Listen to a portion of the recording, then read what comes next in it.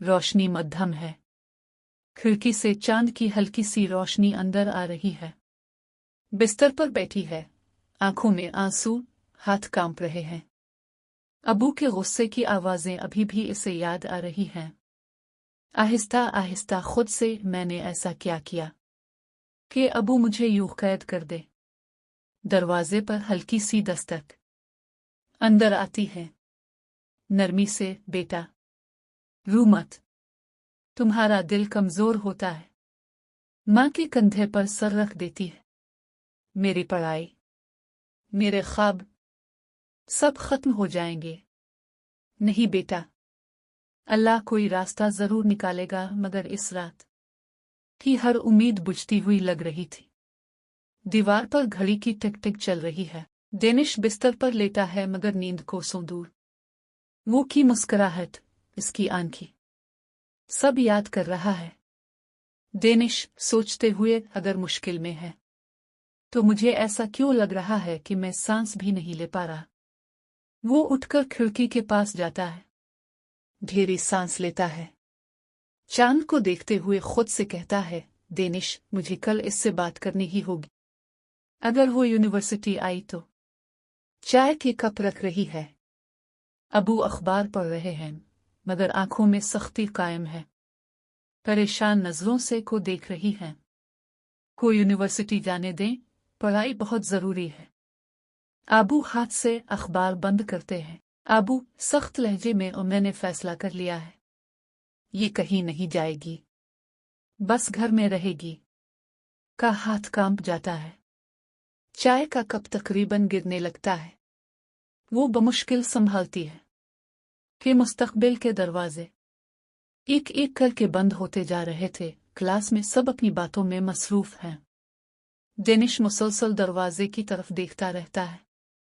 हर बार जब कोई लड़की दाखिल होती है वो चौंक जाता है, मगर नहीं आती। क्लास के बाद वो हीना को रोकता है। डेनिश, हीना की कोई खबर? घर में सब ठीक है ना? हीना गहरी सांस लेकर, देखो डेनिश बहुत मुश्किल में है। इसके अबू ने उसे घर से बाहर निकलने से रोक दिया है। वो बहुत डरी हुई है। ये सुनकर डेनिश का चेहरा फक हो जाता है। डेनिश, क्या? क्यों? क्या हो गया इसे? हीना, पता नहीं, मुझे सिर्फ इतना मालूम है कि वो उसे यूनिवर्सिटी नहीं आने देंगे। डेनिश के अंदर जैसे कुछ टूट गया हो, एक खामोश सा दर्द जो वो किसी से कह भी नहीं सकता था। वो गाड़ी में बैठा है, हाथ स्टीयरिंग पर सख्ती से पकड़ा हुआ है। डेनिश, दिल में क्या मैं वाकई इसके लिए परेशान हूं? आइए इससे भी कुछ ज्यादा है। फिर अचानक वो गाड़ी स्टार्ट करता है। कैमरा इसका चेहरा फोकस करता है। परेशानी, खौफ, मगर एक अज़्म भी। डेनिश ने दिल की आवाज सुन ली थी और अब वो की तरफ बढ़ रहा था, बगैर सोचे कि आगे क्या होगा। सहन में कपड़े तह कर रही है। अमन सुकून की बजाय फिजा में खामोशी, दर्द और बेचैनी है।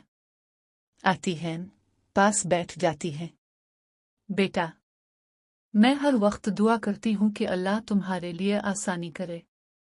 ही आंखें दोबारा भर आती हैं। अब समझती क्यों नहीं? मैं कैद में सांस नहीं ले पा रही।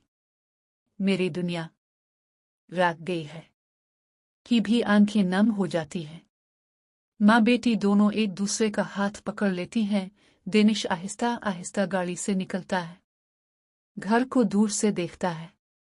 कुछ देर सोचता रहता है। डेनिश खुद से, अगर मैं अंदर गया बात बिगड़ सकती है, मगर कुछ करना भी तो है। वो दरवाजे की तरफ बढ़ता है, फिर रुक जाता है।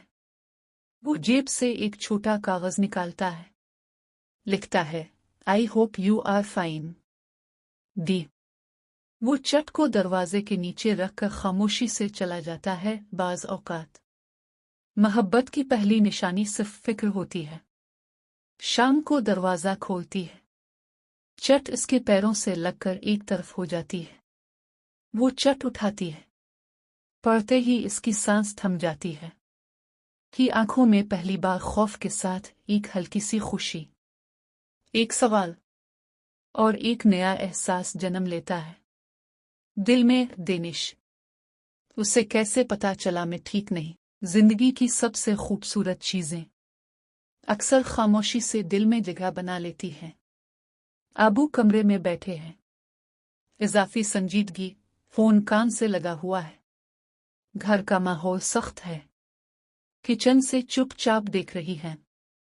आबू फोन पर उलझी। मैं रिश्ता के बारे में सोच रहा हूं। हाँ, जल्दी ही बताऊंगा। फोन बंद करते ही वो सोच में डूब जाते हैं। अभी घर से बाहर निकलने की इजाजत भी नहीं मिली थी और उसकी शादी का फैसला इसके सर पर रख दिया गया था। चट हाथ में पकड़े बैठी है, आंखों में खौफ, बेबसी और एक उम्मीद। दूसरी तरफ डेनिश यूनिवर्सिटी के बाहर खड़ा है। हुआ चल रही है। वो आसमान की तरफ देखता है। दो दिल, दो मुख्तलिफ दुनियाओं में कैद, मगर किस्मत का धागा खामोशी से उन्हें एक दूसरे के करीब बांध रहा था। एपिसोड 4 में यही धागा एक नया तूफान लेकर आएगा।